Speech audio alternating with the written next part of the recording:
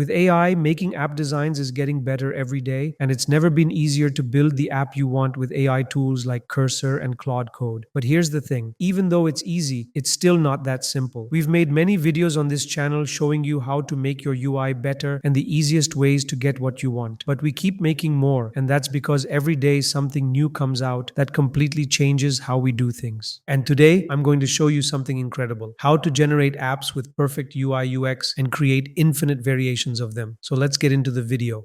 The UI workflow I'm covering today uses a new feature from Claude Code called sub-agents. Now, I've already created a detailed video about this feature, which you'll find linked in the description below. These sub-agents are essentially the MD files you see here, and I'll be sharing them for you to use in your own projects. So the first thing in the full UI workflow is for you to understand that you need to delegate each and every task to every agent. And let me show you how the workflow works with the first step: build out the structure of the app or the UX. And this is where the Claude Code sub-agents really shine in practice. Let's start with the mobile UX engineer, which I've made. What this agent does is take your idea and develop it into something concrete. For instance, I gave it the concept of building a mobile app for a university along with some basic requirements. You can think of this prompt as a PRD, just requirements, nothing technical, no specifications or structure details. I simply described what I wanted the app to do. Students should be able to access their attendance, check their schedules, view their grade sections, and so on. Once I submit this, Claude Code then activates the mobile UX engineer. And here's where it gets really interesting. You see, Claude Code previously had a 200,000 context limit per chat, but now with these sub-agents, that has increased. And this happens because each agent that Claude Code fires up actually has its own context window. You can see the number of tokens that this UX engineer consumed in its own subsessions. What this means is that each agent gets a full 200K context window to work with, and due to that, less hallucination and better performance. So the system went ahead and implemented my mobile app for university students. Let me show you what it came up with. Here's the university portal that was generated. Now you'll notice the UI is intentionally simple without any colors, and that's by design because coloring is going to be a separate step.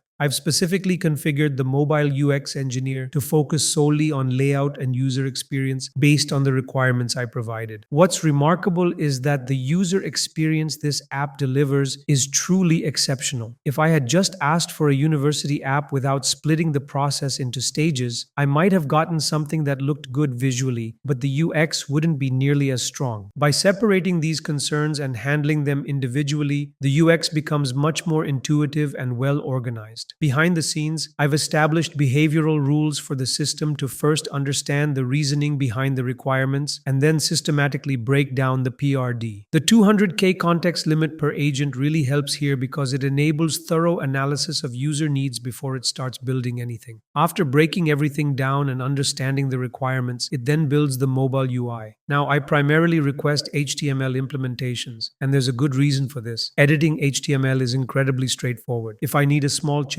I can easily ask for it. Using other frameworks would consume more tokens and compute power unnecessarily, so there's really no benefit to that approach. HTML allows for easy modifications down the line, and I've also included specific guidelines for creating UX that users genuinely appreciate and find intuitive to use. Now, the description component is absolutely crucial here. It's what tells the system which agent to use for which task. As you can see, we have two main agents, the UX engineer and the UI implementer. The system knows which one to choose based on these descriptions, and the better and more detailed those descriptions are, the better the implementation will be. To show you the versatility of this system, I also requested some additional designs: an e-commerce mobile app, a cycle renting app, and a health tracking app as well. So now we have dedicated agents for both the e-commerce mobile app and the health tracking app, each optimized for their specific use cases.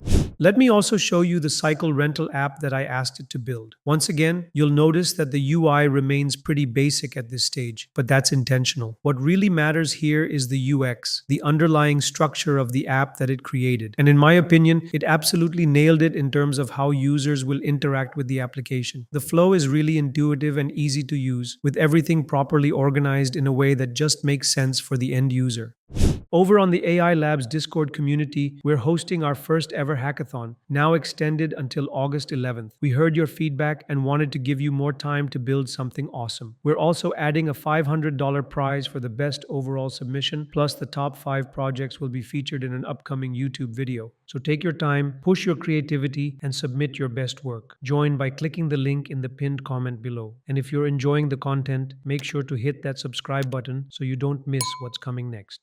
The second step is using the UI implementer now, after we've implemented our UX. Looking at the mobile UI implementer, you'll notice the description section. This agent takes the HTML file reference and requires a color scheme to apply to that structure. This is what you specify in the prompt. Moving to the design field section, you can implement or edit this yourself. I've set it to minimal, but you can choose 3D or any specific design style. You can also add image links here. Simply provide the full path and Claude will analyze that image. Below this are guidelines for creating effective mobile UI. While generating the UI is the second step, another important step in this is generating multiple UI variations. Now, when I attempted giving it 2 color schemes, something interesting happened. It initially started only one agent. Despite trying different prompts, it responded to just one prompt and incorrectly configured 2 agents. Through testing, I discovered that implementing this properly requires a specific prompt structure, starting with, "Can you fire up 2 UI agents?" works consistently. The key insight here is explicitly stating which agents to activate and how many. Without this specificity, the system defaults to a single agent. So I requested 2 UI implementer agents with different color schemes. This time, the system properly executed the command. It successfully uses 2 agents with distinct color schemes. The workflow first has agents read and analyze the structure, then implements using both mobile agents, applying both themes simultaneously. Let me show you what this produces. The first theme is intentionally minimal with limited color, which aligns perfectly with the University Portal app's professional requirements. Everything remains functional, though there's slight overlapping in some areas that we can refine later. Interestingly, the second preview turned out notably better, likely due to how the color scheme interacts with the layout. While the structure differs slightly from the first, the overall layout remains consistent. What really stands out is how well the color palette implementation works here. Now, HTML designs may appear basic at first glance, but they transform beautifully when converted into your final app format. This really demonstrates the power of using multiple agents effectively. The process is straightforward. Reference them by name, specify the quantity, and provide different parameters. In this case, I provided different color schemes, but you could easily specify different styles instead. Minimalist, 3D, Notion-inspired, or similar approaches. Each variation requires separate agent setup. What makes this powerful is that these agents maintain context for creating quality UIs with mobile best practices, consistently producing better results. After comparing both versions with different color palettes, one outcome was clearly superior, so I'll proceed with that version for the next steps. One final note about the emoji usage instead of proper icons. iOS handles icons differently, and direct conversion doesn't translate well from my experience. That's why I maintain emojis at this stage. While it looks unconventional in the HTML preview, we can seamlessly update them once we're working in the iOS app environment.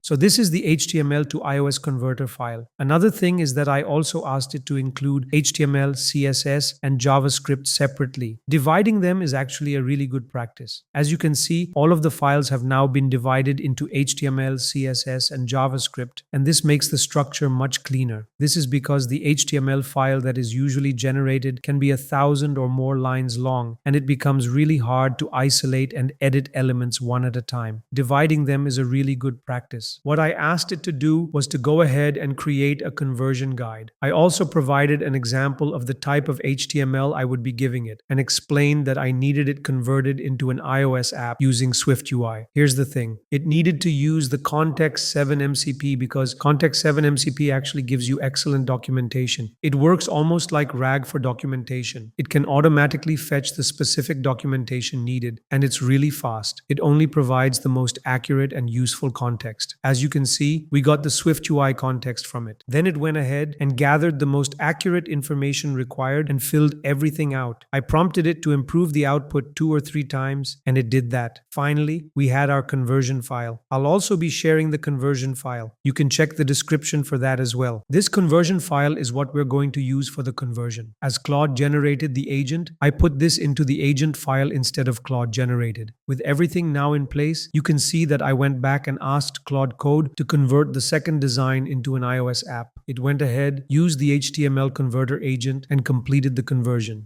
So this is what the system went ahead and implemented. Let me just fire up the simulator so you can see how it turned out. As you can see here, we have the app in its current state. Now, the emojis still need some adjustment, but that's actually a simple fix. We just need to go back and tell Claude to use proper emojis, and it will handle that immediately. What's really nice is that the iOS implementation looks quite polished, and you'll notice the bottom bar is particularly clean because it's been properly integrated. The conversion process implemented all the correct icons, and that overlapping issue we had before has been completely resolved. Everything looks really clean now, though I would still go back and refine those emojis. Overall, I think the result is genuinely impressive, especially considering this is just a basic implementation. The exciting part is that when you create quality UI variations and take the time to enhance the cursor file and agent file in the mobile UI implementation with additional context about what you want, your app will look even better than this. What I've demonstrated here is really straightforward and accessible. Once I share these files with you, you'll be able to go in and customize that section with as much detail as you want. That level of detailed description is what will really give your app its unique character and make it stand out. I'm also going to include links to some related videos down below, so feel free to check those out if you're interested in exploring more content like this.